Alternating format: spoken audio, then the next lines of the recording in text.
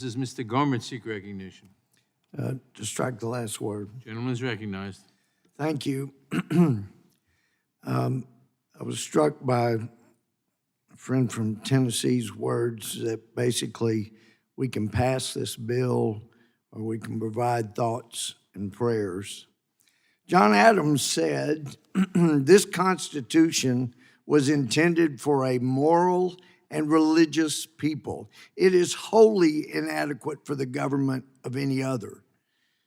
This nation has always provided individuals with access to guns, but this nation has not always had so many mass shootings. What's the difference?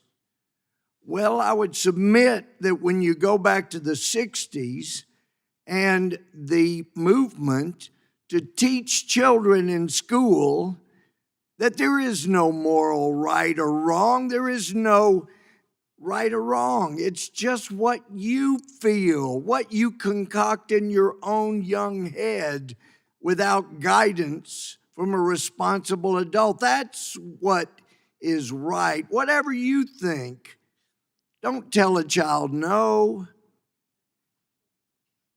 The difference is we've gone for decades now allowing less and less teaching about moral right and wrong.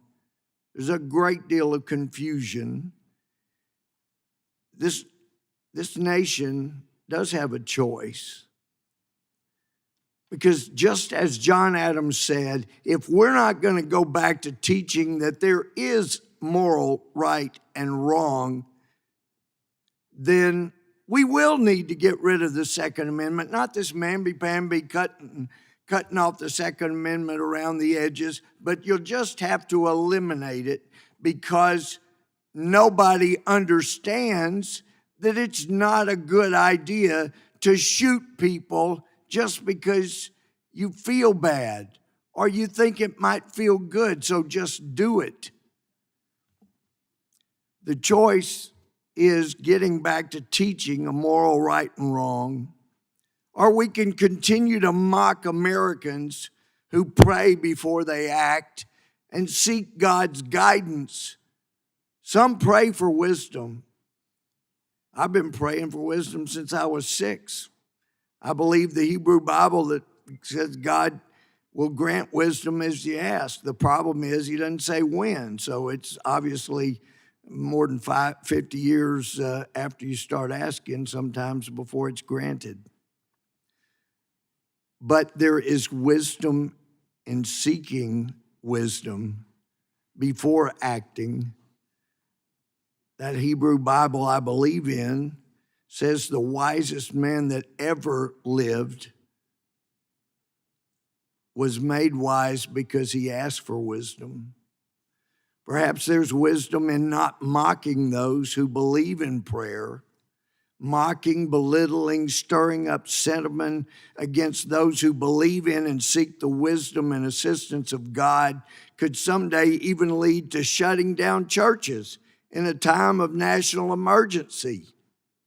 Oh yeah, we just did that. But it could also lead to discrimination and even violence against those who seek God and pray. But we've already been having that. So we can continue to eliminate prayer and continue to belittle those who pray and seek wisdom before they act. Or we can eliminate the rights that we currently hold dear, not just second. You're going to have to eliminate freedom of speech. Oh yeah, we've already been doing that. But we can be eliminating freedom of assembly. Oh yeah, we've been doing that.